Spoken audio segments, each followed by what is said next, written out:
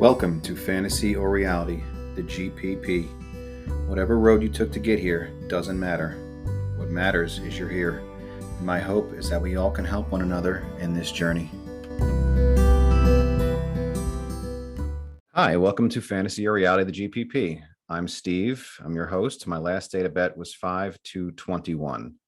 So many of you listeners know that most of what I do is I just come on here, talk about my thoughts and feelings. I've had my wife share her story. I've had my friend come on, but this is my first true interview, and I'm really excited to have with us Ted Hartwell. Hi, Ted. How are you?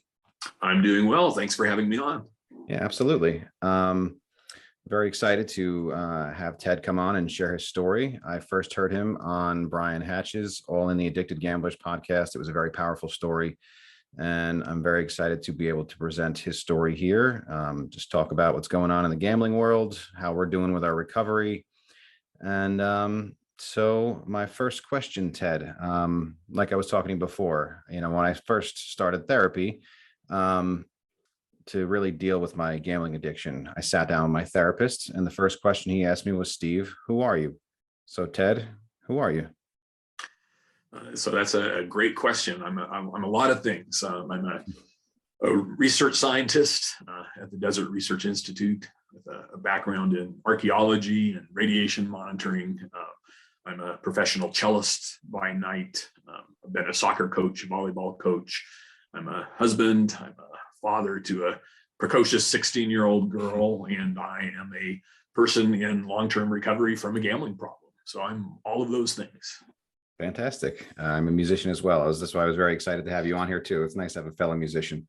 Yeah. So when was your last data bet, Ted? September 14th, 2007. I made my last bet. That's incredible. All right. So I'd like to talk a lot about recovery on this podcast, but of course we can't get into recovery until we talk about how our gambling started and how, it all began. So you want to tell us a bit about your story, how you started, and just a bit of that, please. Sure. Yeah. So I started fairly young, like a lot of people who develop a gambling problem. I was gambling by at least the age of 10. It could have been earlier than that, but that's kind of my earliest recollection. And a lot of that gambling involved family trips, actually, from Lubbock, Texas to Ruidoso, New Mexico, where there's a horse race track. Mm-hmm. And we would camp in the mountains outside of town, which was great fun as a kid. Although I'd come to suspect later on in life, it's probably so my dad could save money on hotels so that he had more to bet on the horses. Be that as it may, it was fun. And then we'd go in and we'd spend the whole day at the racetrack. And that was fun too, because my dad would give each of the kids $20, and that was ours to gamble on the horses. So by the age of 10, I already knew how to read the history of the horses in the program and knew all of the horse racing jargon. And I'd tell my dad, which horses to go place bets on for me. So I was in action from a pretty young age. By the time I was a teenager, my dad had taught me how to play poker. And by the time I was in high school, I was playing in a regular weekly poker game with my own father and a bunch of mostly university professors from Texas Tech and a few other professionals from it was a big ego trip for me as an adolescent, because here I was, invited to play in a game with guys that were, 2, 3, 4 times my own age. Also a way for me to bond in some ways with my dad. That was also the time that I started a little sports betting. One of the guys in that game had a connection to a bookie.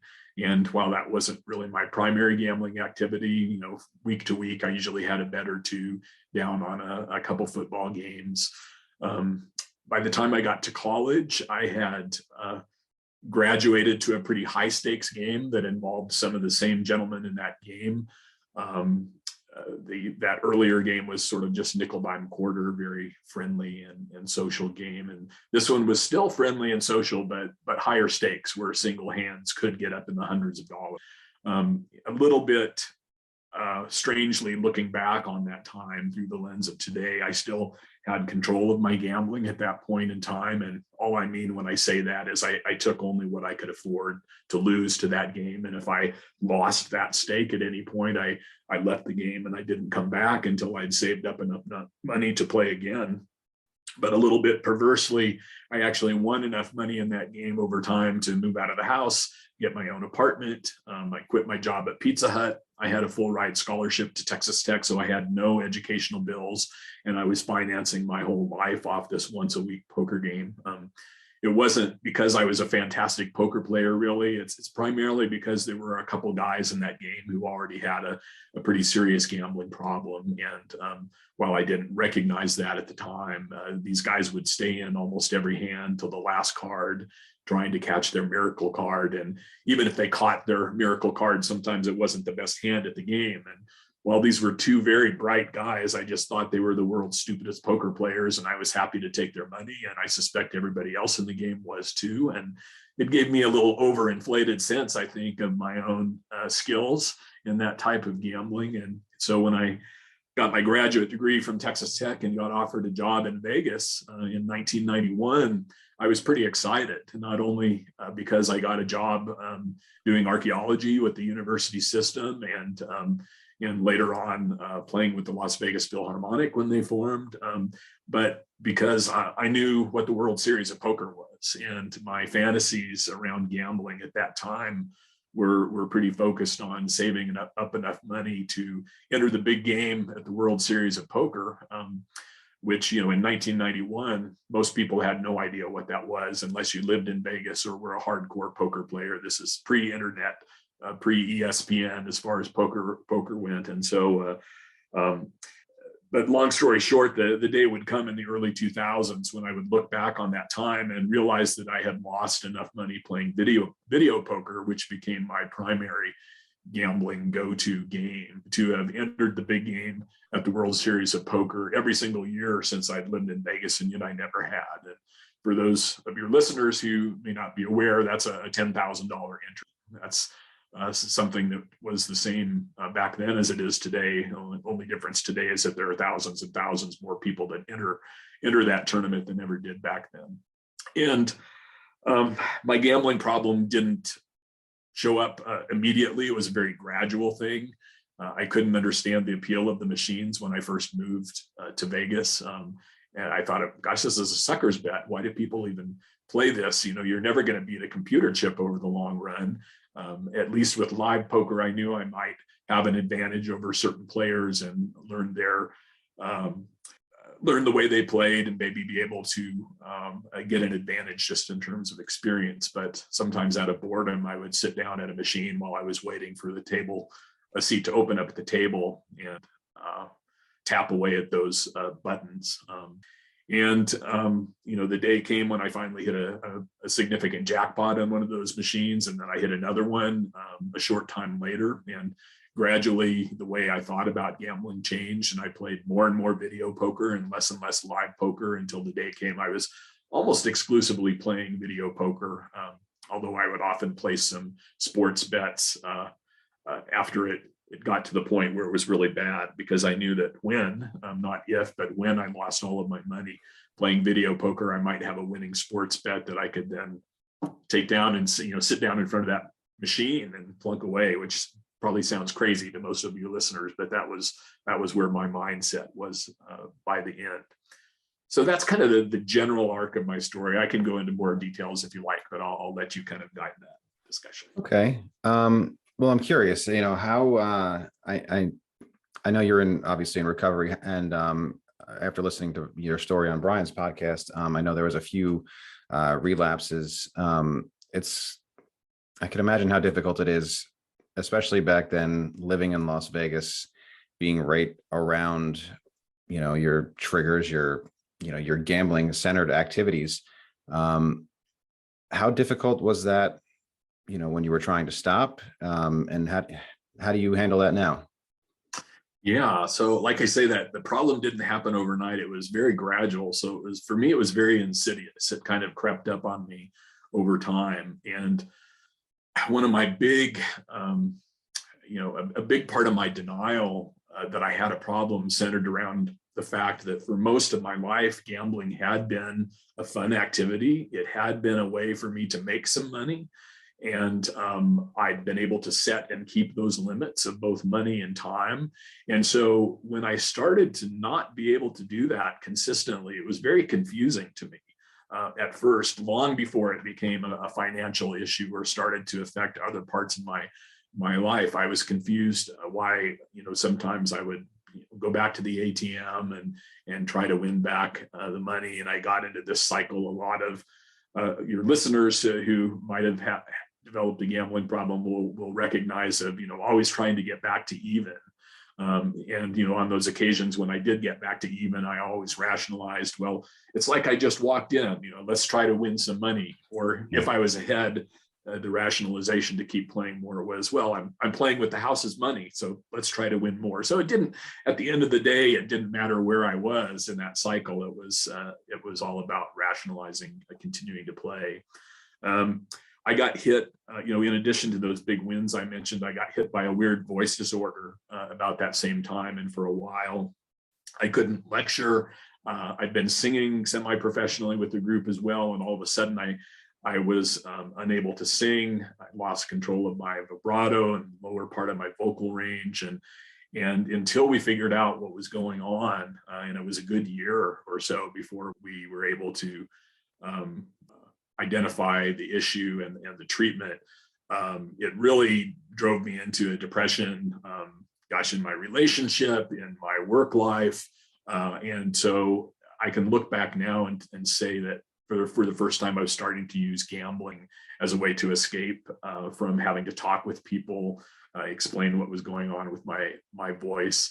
And then, even later on, when I would meet the woman who would become my wife, and for a time we gambled together and had fun, and then it got to the point where we were gambling almost every day, and it started to have a negative impact on both our finances and relationship, and we decided we needed to stop cold turkey. And so this is probably around 2004 or so, and it had started to have a financial impact for sure on our lives. We both had very good jobs, but those debts were starting to pile up. And for several months, I was abstinent, and she was able to quit cold turkey without any trouble. And then after 3 or 4 months, unbeknownst to my then wife, I went back out and started gambling again. And that's kind of the first time I look back and I say that I'm in, I know it's not clinically accurate, but full-blown addiction at that point, when I'm starting to lie to the people I care about most in this world about what I'm doing and the money I'm spending. That's pretty serious. So over the course of the year, I hit it, and then I came clean on my own to my wife. So in some ways, you can look at that as one of the very earliest steps in my recovery, the acknowledgement that I recognized I was lying to my family. I had a problem. I was not convinced at all at that point in time it wasn't something I could control, but I at least came clean. I said, I'll go see somebody about this. It was the first time that I went to a 12-step meeting, and I remember it being somewhat cathartic, sharing about what I'd been doing. I had a little baby girl on the way, my one and only, and I shared about not wanting to raise her in this environment. But by the time the end of that meeting came, I had heard people who had lost their families because of gambling, who had lost their freedom and spent time in prison because of their gambling. There were several people who shared about trying to end their own lives over their gambling. And I was not nearly close to any of those at that time. And I thought, okay, well, I'm glad I came, but I'm sure glad I'm not like all the other people in this room, because I would never do any of those things, right? And so I thought just hearing those stories was going to be enough to keep me from gambling again. And once again, I was abstinent for 3 or 4 months, and I kind of used that as evidence that I could control my gambling, because look, I haven't gambled. And so once again, I went out and tested the waters, and in pretty short order, it was out of control very quickly again. The limits were back up to what they'd been. The lying behavior, the hiding behavior, the hidden debts started to pile up. And so I repeated that whole cycle again over the course of a year, came clean on my own. Second time around, went to see a therapist, but I almost personify my illness in this area. I think of it as another person or relationship in my life, even though it's part of me. It was pretty sneaky. I sought out a therapist, but I didn't try to find anybody with any experience in addiction at all, much less a gambling addiction. So I went through my employee assistance program at work. I said, I've got marital problems, which was certainly true, but the root of those was my gambling. So I did a few sessions with that person. The gambling came up, and they mentioned 12-step meetings. I said, well, I've tried that. I don't think it's for me. And, repeated this cycle very perversely once again, abstinent for several months, went back out. And the only thing that was different year over year is that the amount of debt was about 3 times what it had been the previous year, each time. And the year after that, 3 times that year. And the other thing that was different the last time around is that my then wife found out the extent to which I had been gambling, doing an online credit check, not because she didn't trust me, but because we were looking at getting a loan. And all of a sudden here popped up all of these credit cards that she had no idea about. She didn't know about some payday loans I had out there.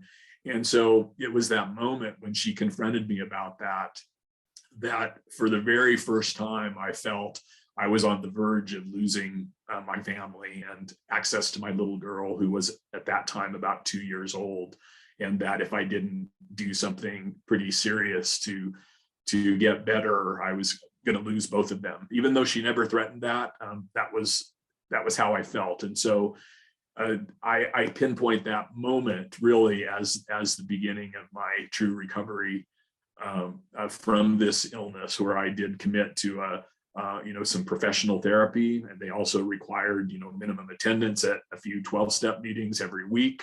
And it was really in pretty short order I came to understand the potential power of those group therapies, and having that shared experience with people that you might otherwise have nothing in common with, right? That you've all experienced this crazy feeling of needing and wanting to gamble, and feeling at times it's the solution to your problems, or the medicine to escape from your problems, where you can kind of not feel anything for a while. And that's in common with so many of the stories that I hear in those rooms. And being able to share what's worked for me, for people who are just coming in now, through the lens of 14 and a half years almost in my recovery today.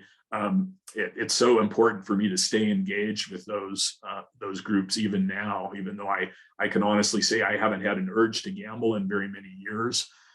To be there for those people who are just devastated in this moment, and helping them know that things can get better, and that I know how they're feeling, and here's what worked for me, and maybe it will work for you, is incredibly gratifying. And in fact, I have dedicated a good portion of both my professional and personal life over the last 8 to 10 years, at least, on public advocacy and awareness, and in all sectors of society on this issue, because I feel it's very important.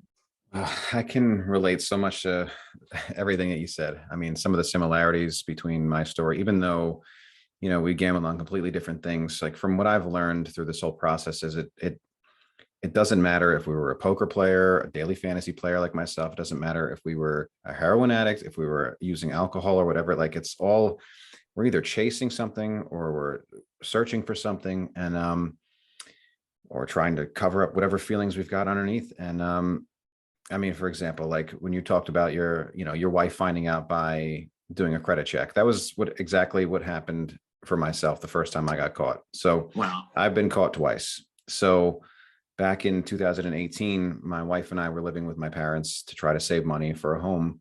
And I had a credit card, and I had been using it and paying it off, and using it and paying it off on FanDuel at the time. And she did a credit check to, just to begin the process of finding a loan. And that's when she found out about everything. At that time, I was able to stop, because that was the same thing. I felt like I was going to lose my family. But because I didn't address these underlying issues that I've had for most of my life, because I had drug addictions in the past, I've been clean since 2009, but I started with the betting in 2017. But at that time, when she caught me in 2018, I was able to stop because I was, like you said, I was scared to lose my family. But because I didn't truly dedicate myself to any recovery program, I just thought abstinence just stop. I ended up relapsing a year later when we bought our home and all these emotional triggers happened. I felt like we had overcommitted to a home and I wasn't going to be able to financially support my family, and these feelings of less than and not good enough and just not being worth it for my family, essentially. Like, I decided to start gambling again. Now, you know, I know you said you stopped and started relapsed a few times.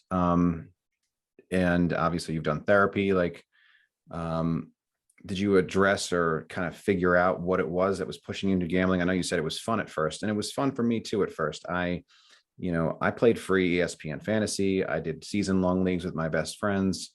And, at first I tried daily fantasy just to try to gain some money, for various reasons, to keep us on Long Island, whatever, like to appear as a better husband and partner so that, there'd be no reason to leave me.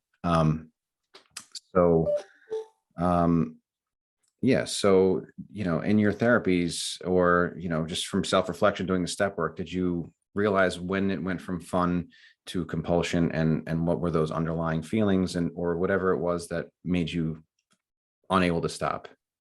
Yeah, so I understand a lot more about that today. And occasionally I still have these little revelations, even, after 14 years of beginning this process. And I know so much more just from the research world. Being a researcher myself, I really kind of gobbled up a lot of the literature to try and figure out. I think, as most of us do, right? If we're afflicted with an illness or we have a loved one who is, we want to go out and learn all we can about how to make that better, right? And avoid making it worse. And so, I learned things like a lot of the trauma that I experienced as a young child.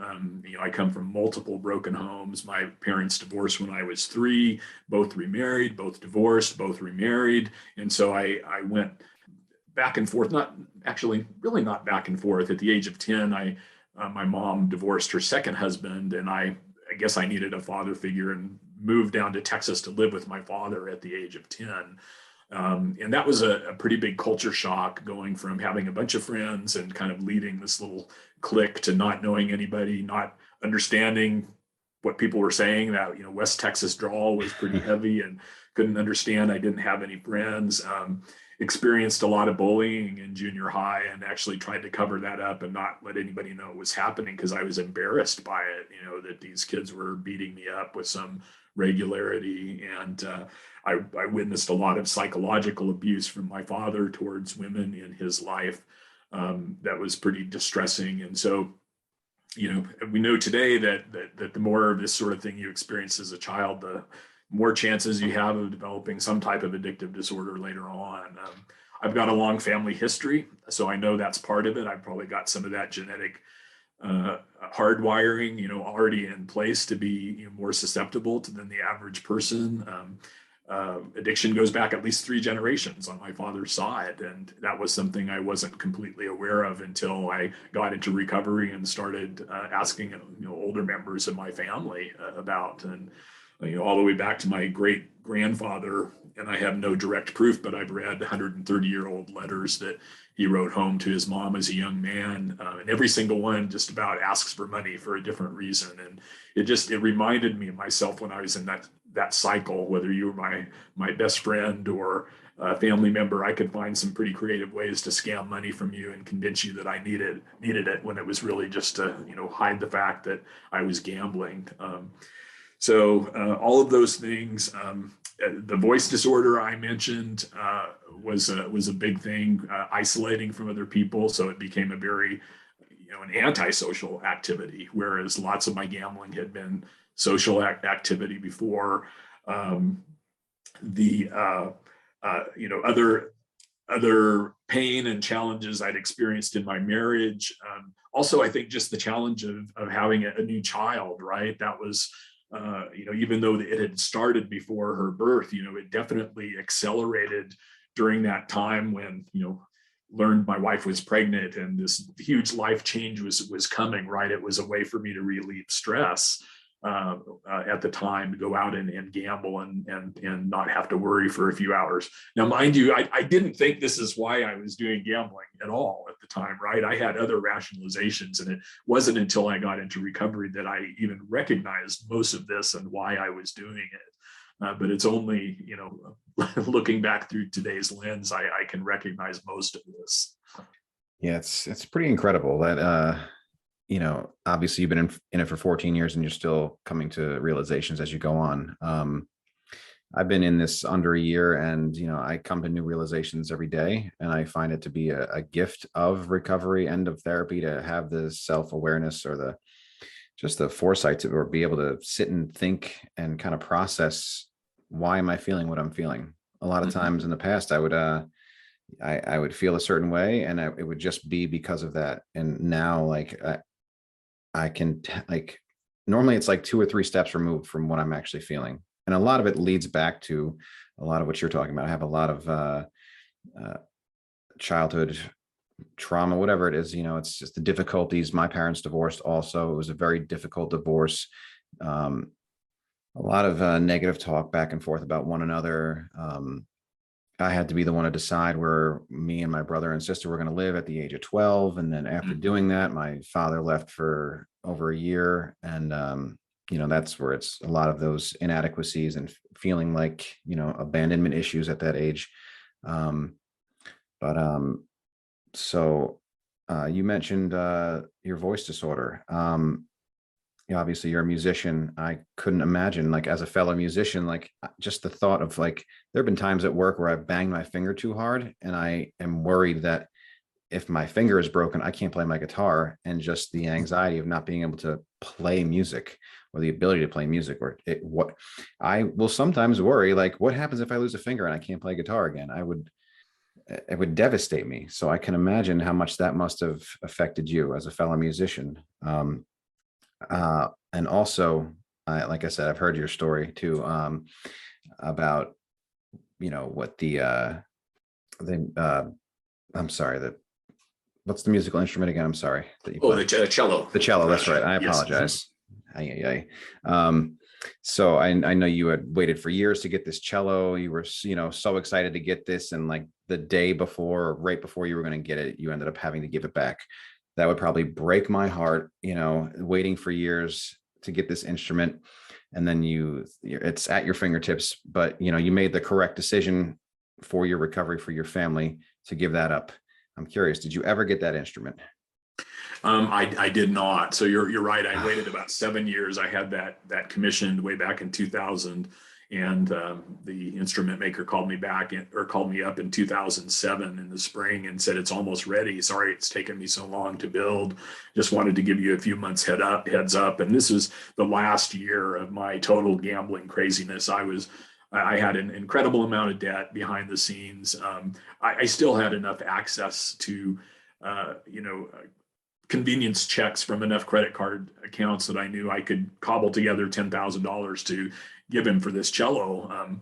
And, even met him in Boise and drove it back to Vegas. He said, don't pay me for it now. Let it acclimatize to the Vegas climate, make sure it's still okay after a couple of weeks, and then you can send me the check. And you're right. It was that day before I was going to send him that check is when my wife discovered online all of this debt. And it was really just the very beginning of my starting to make amends to my family for what I'd done, was to agree not to buy that cello. And I'm sure he had no problem selling it to the next person on his waiting list. I told him I had a medical emergency in my family and I couldn't buy it. And that was true. I didn't tell him what the emergency was at the time. And I never did get another cello, even though I could afford to buy one today. I still play the same old beater cello I've had since college. It's got a lot of idiosyncrasies, but it's served me just fine. And I'm old enough now that I'm not going to be playing a ton professionally very much longer. And so, it's okay. I use my money on other things, like, spending time with doing things with her. And because for the first 2 years of her life, I was absent a lot of times that, I should have should have been there just because I was leaving her in daycare till the absolute moment before it closed because I was at the casino gambling, right? So you talked about there were several different times you relapsed, and this time you when you got caught this last time, this is 2007, and you've been bet free for over 14 years. Um, what I've realized through recovery is, for me to stay bet free, for me to stay clean, I have to do this, of course, for my family, but it's got to be for me. Now, I know you said you were worried about losing your family, and I feel the same way. Can you tell us a little bit about what has been different this time around? How did you get through those early days, and how have you stayed bet free for 14 plus years? Right. So, when that last discovery my wife made happened, the next day I found a therapist who had experience specifically in a gambling addiction. Went to see this gentleman, and on our second session, he mentioned an intensive outpatient program at the Problem Gambling Center here in Las Vegas. And he said it's a 6-week program, about 3 hours a day, 4 days a week. If you're interested, and the structure of that really appealed to me because I wasn't convinced that I could be accountable to myself just seeing a therapist, once a week or twice a week, and all of that other time. I like this idea that there was this structure and this place to go to, and I can remember very clearly my very first day walking into that group, and Dr. Robert Hunter, who's the founder of that, the Problem Gambling Center, was the kind of protege of Dr. Robert Custer, who is the only person mentioned by full name in some of the 12-step literature for this issue, was doing a lecture on the brain and addiction, and talking about why those of us with an addictive disorder of some kind, why our brain responds differently to these substances or behavior than the typical person. He didn't make it a bad thing. He says it's kind of a blue eyes, brown eyes thing. You're born with this predisposition. You're much more likely to get it. And he explained it really, really eloquently. Although I recognize today it's not entirely scientifically accurate. But he said, you can divide your brain into three sections. At the back, you've got your brain stem that connects to your spinal column, and is in control of all of those things you never think about, like your breathing or how you gesture when you talk normally, things like this that are involuntary. And right at the front, you've got the prefrontal cortex behind the hardest part of your skull, which has evolved to protect that part of the brain where personality and rational thinking and poetry and music and all of these things that make us individual, and personality, where this lives. And then smack dab between those two places, the midbrain, where there's a structure called the amygdala. And he went into, how fight and flight and freeze and sex and hunger and addiction essentially live in that area, which again is not scientifically accurate, but a lot of the neurotransmitters like dopamine and norepinephrine and oxytocin, and a lot of the dysfunction that occurs happens in that part of the brain. And he says, for you, that part of your brain hijacks the thinking part of your brain, which should be responsible for those rational decision makings, which is why most of you can go from that sensory input to the action without considering the consequences of that action. Whereas most people in a split second can evaluate and engage what the consequences will be and make that good decision. He says when addictions got a hold of you, you can't do that, or it's very very difficult to do that. And it was the first time anybody had ever said anything that made sense to me. Honestly, I thought I was just the world's biggest a-hole, and I must subconsciously want out of my marriage, because why else would I be hurting these people I care about most in the world? That must be it. And so, I recognize it's like, okay, I can't reach in and change the hardwiring in my brain. Teach me what to do to change my behaviors. Teach me what to do when I get that strong urge to deal with that and not give into it. How do I? And so that was a long process of, the therapy aspects you already mentioned in terms of identifying the triggers and the things that had happened earlier in my life, and my father's, introducing me to gambling activities at a pretty young age, and how that was associated with my relationship with him. And really coming to this realization that there were lots of other things to do in Las Vegas besides gamble. I mean, there's an incredible amount of things to do that are fantastic inside and right outside this city that don't involve gambling. And at the time, I thought, no, there's nothing to do here except gamble. Well, that's absolutely not true. And so my friend circle changed a little bit. That was helpful. The way I learned to interact or not interact with people, or react to them. I used to have a terrible road rage problem, and tools like the Serenity Prayer are very important to me, even though I'm not at all religious. It's an incredibly powerful tool for helping me slow down my thinking and identifying whether a certain situation is in my control or not, and more quickly letting go of that situation. So today, recognizing that driver who is cutting me off, or somebody else off, or is speeding at 100 miles an hour down the interstate, not allowing that to distract me from my own driving so that I'm making it the road, unsafe for everybody around me, was a pretty big realization. And so those tools that I initially applied to my gambling, really I applied to other areas of my life today, which if I let them go sideways, could become the triggers for what led me to gambling in the first place. Yeah, for sure. I feel the same way too. I'm a truck driver, so I'm on the road all the time. And I used to get angry all the time at people. I'd be like, people, in a truck, people cut you off constantly. And I would let it get me angry. I'd, flash my lights, I'd honk my air horn. Now I can't control how they're going to live their life. Maybe they're having a bad day, and I feel sorry for them. I try to empathize with people more instead of reacting negatively. And I think a lot of that is through recovery also. So, what I talk a lot about my recovery, obviously, and I talk about what works for me. And for me, the two big things, well, there's several things. For me, it's the therapy has been the most important. The support groups, of course, are pivotal. I need to be in those once or twice a week, or I choose to be in those once or twice a week because that's what I want. That's what works for me. I journaled in the beginning. I started by listening to podcasts, and now I do this podcast. So I know you explained it a bit already, but what do you think's been the most effective thing for you? Because everybody's different. What works for me is not going to work for the next person. So maybe your suggestions may work for someone else who, what I suggest doesn't work for them.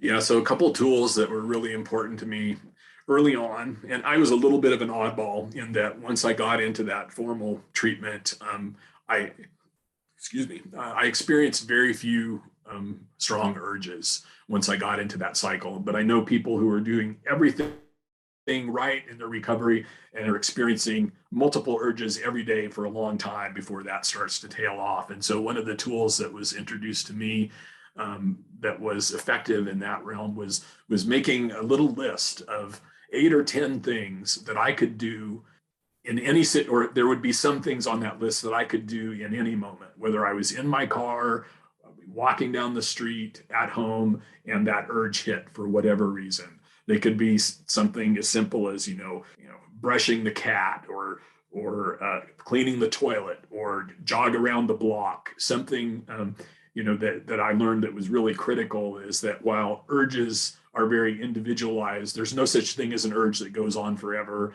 And in fact, the average urge is 3 to 5 minutes. And if you can find something else to occupy your mind and focus for 3 to 5 minutes, often that urge will have passed. Doesn't mean another one's not going to come along in an hour. But having that tool, that sounds really simple, but being able to pull that card out and look at it and say, okay, I'm going to do this right now, rather than turn left into this casino parking lot. I think I really learned to listen to other people's experiences. That's been this idea of acceptance has been quite a gift to me in my recovery program, recognizing the differences of opinion that exist there on any number of levels that are kind of tearing us apart sometimes as a country, and recognizing that the commonalities in the most important areas are so much greater than those issues we tend to focus on. And it's those commonalities that I hear now in meetings, and how can I help this individual that I may not at all be politically or socially aligned with in a number of different ways, but is suffering in the same way that I did. It's not for me to judge any of those other areas of life that are their choice. That's been tremendously freeing, because that's another thing I don't have to get as angry. I won't say I'm certainly not perfect in that area, but I don't get as angry about it as I used to, because I can more quickly step back and say, well, this is it's none of my business, or this is not something I have any control over. So I mentioned that with regards to the Serenity Prayer, and really staying connected to those healthy therapies, whether they're formal or not, right? Whether that's checking in with a personal therapist a few times a year. I try not to go more than a week, even today, without checking in, at least online, on a Zoom meeting for some group therapy. One of the most significant events that happened several years into my recovery is that a therapist who was very, very important in helping me in that intensive outpatient program, after 37 years without a vet, went back out. And this is somebody who was a trained therapist, who had experienced this in their life, who was saying all the right things to me in my therapeutic process, but had already begun to lose that recovery in different ways in his life long before he went back out and made that bet. And people didn't recognize it. And it was so shocking to the recovery community when that happened. I mean, this is a person who had started meetings across this country and even internationally early in his recovery, and was just beloved. And then all of a sudden, people were all upset because they had put him on this pedestal, right, as this greater than person, because he had 37 years of recovery. Yeah. And it really brought home, one of the, I love all of these cliches that exist, in 12-step meetings. And one of the ones I like is that, we're all different lengths of time away from our last bet, but we're all the same distance away from our next one, potentially. Exactly. Right. And so it's one of those things that I love. And I recognize that, it didn't matter that he had 37 years of abstinence. People with a lot more time than me have fallen back off. And if I don't do those things that are important to maintain my own recovery, that could be me tomorrow. So I'll try to do the things that are healthy for me and for others in my life today, so hopefully that doesn't happen. I couldn't agree more. Perfectly said. Even if you are not, having urges at the time, like I haven't had urges since I stopped, but, I also realize, when you start to think you've got it, that's when it really starts to creep back in, when you back away from these things. Like I told you a little earlier, I have had previous drug addictions. So I got clean in 2009. I went to NA for about a year, and for various reasons, I backed away. I thought I got it. It's behind me. I'm good. And I've never touched a drug since then. But obviously, because I never dealt with any of my underlying emotional issues, I ended up, slipping into gambling, and it became an issue. And like you said, 37 years, it doesn't matter. It's just one day at a time. That's the only way we do this. And it doesn't mean you have to do a meeting every single day. Every single person is different. Like you said, I haven't had an urge since day one. Some people have urges years in. There's just so many tools out here for us to use, and just being aware that this is a lifelong thing, but that's okay. It's not. There's nothing wrong with it. There's nothing wrong with us for being any type of addict, whether it's gambling, drug addiction, alcohol use disorder, whatever it is. There's nothing wrong with you if this is who you are. It's just admitting that's who we are, and learning to become comfortable with it. So thank you for sharing that story. Absolutely. So I know you are a member of the Nevada Advisory Committee on Problem Gambling, and you also are aligned or allied with the National Council on Problem Gambling. Do you want to talk a bit about what you guys are doing currently, especially with the explosion of online gambling around the country? Sure. So, a couple years into my own recovery, I really became interested in the idea of public advocacy on this issue because uh, there's, society as a whole is not keyed to gambling disorder as a real thing in the way that we are to substances, right? Especially there's been this big focus on opiates for the past several years, which is great, but I wish that had encompassed the broader discussion of, alcohol, other substances, gambling, gaming disorders that are all connected. And it's your story is so common. We have so many people come into the problem gambling center that are clean and sober with a substance, often sometimes for a couple decades or more, and they can't figure out why they can't stop gambling. And it's because exact same illness just coming out in a different way, right? Mm-hmm. And so I really decided, hey, I want to be one of these public faces and kind of out myself. And I didn't know if it was entirely safe, but I was pretty open with my colleagues.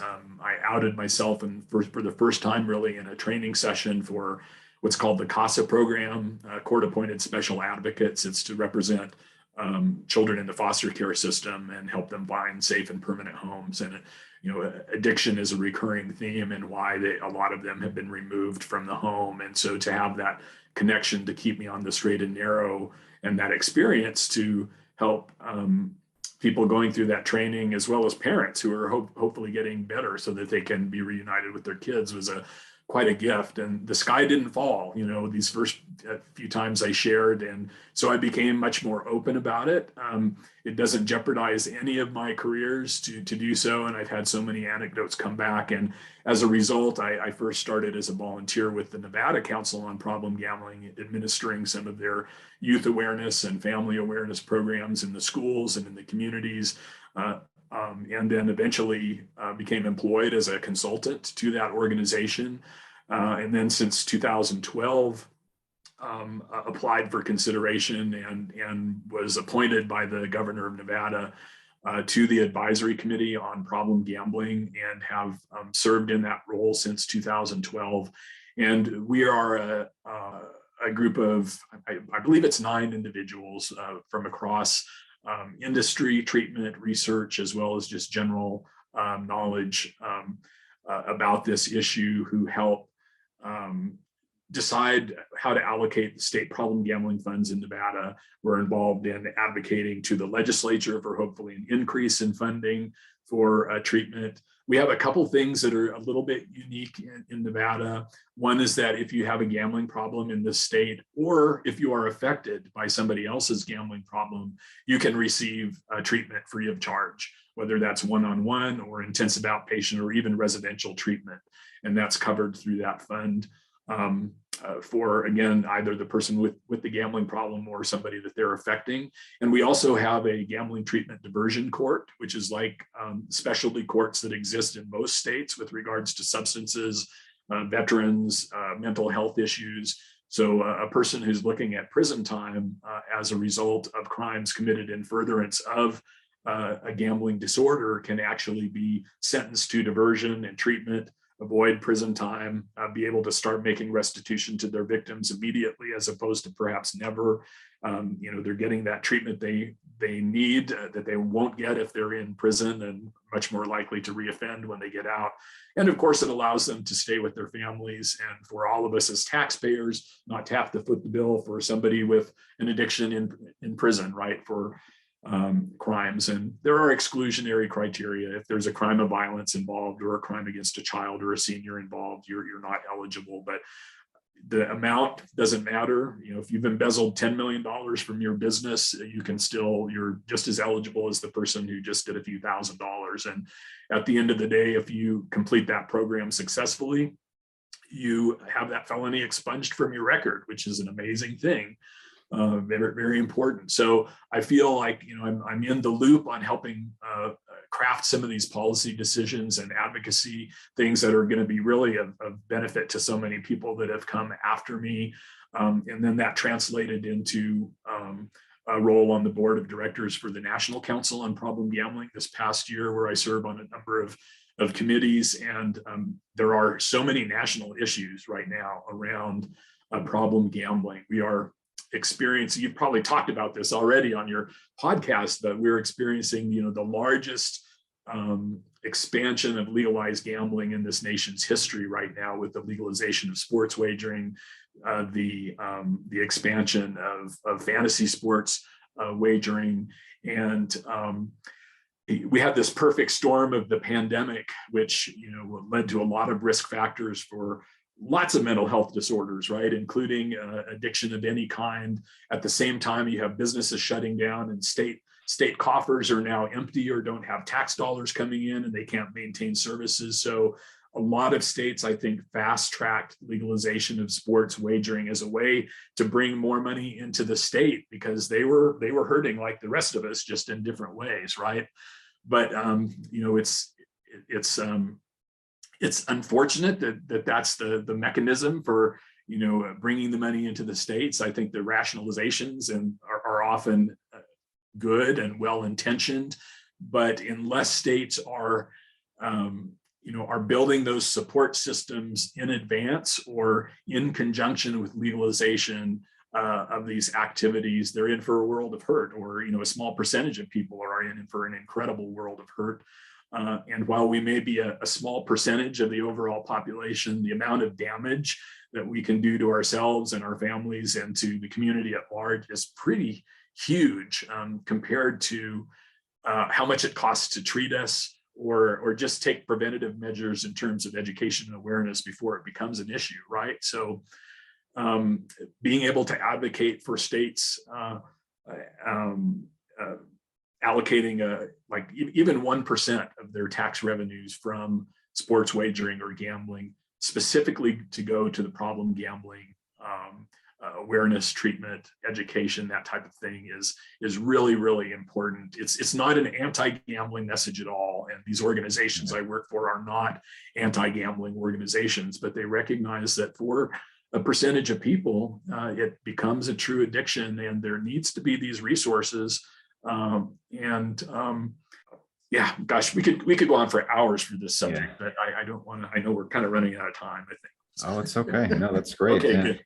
No, that's perfect. I fully agree. I'm the same way. I'm not anti-gambling. I don't think very many things should be illegal. I think illegal. I think everyone has their own choices to make, and I think many can gamble responsibly. And I don't think that because of whatever the percentages, I know the percentages, they say 2%. I believe it's much higher than that. I'm sure it is, because I'm sure it's just underreported, but whatever. Even if it is 2%, I don't believe that it should be illegal. But like you said, the amount of money that comes in, from the stat I read, just in New York alone, over $1 billion was wagered just in New York, and 80% of those bets were from new users.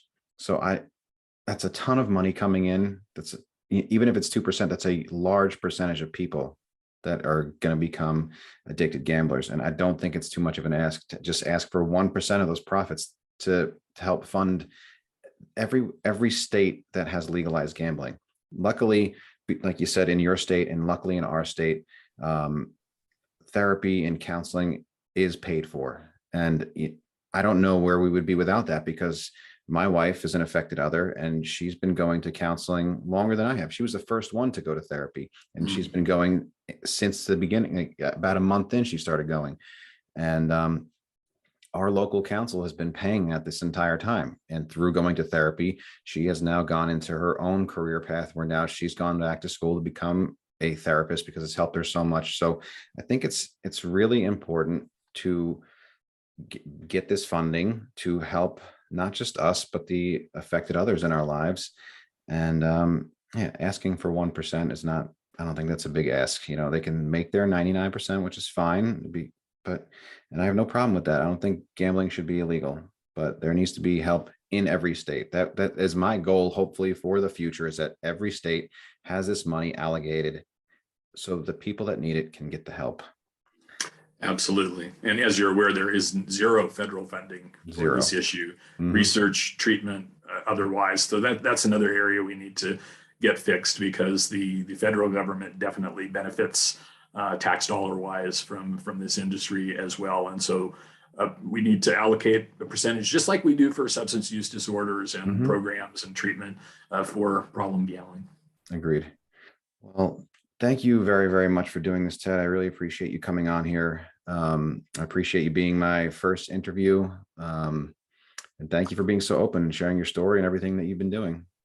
Thank you. I really enjoyed it. And thanks for providing this vehicle as yet another way to get awareness out into the public. I think it's so important what you're doing. Thank you very much, Ted. And thank you everyone for listening, and be good to yourselves. I'll talk to you soon. Bye. I also wanted to add, my wife, Kelly, started a podcast for affected others, people who've been affected by those of us who have gambling addictions or other addictions. It's titled I, Butterfly, a podcast for affected others. I will leave it in the show notes. Please go listen. I think she's doing a great job.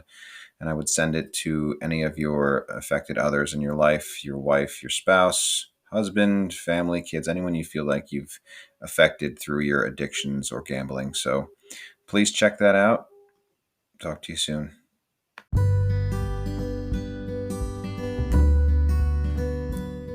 Here's where to get help. You can call or text 1-800-522-4700. That's the National Council on Problem Gambling. Or you could call 1-800-GAMBLER, 1-800-426-2537. This is where I found the link to my therapist through my local counselor. And then also, we cannot forget our affected others. My wife goes to Gam-Anon every week, and it's been a huge help to her.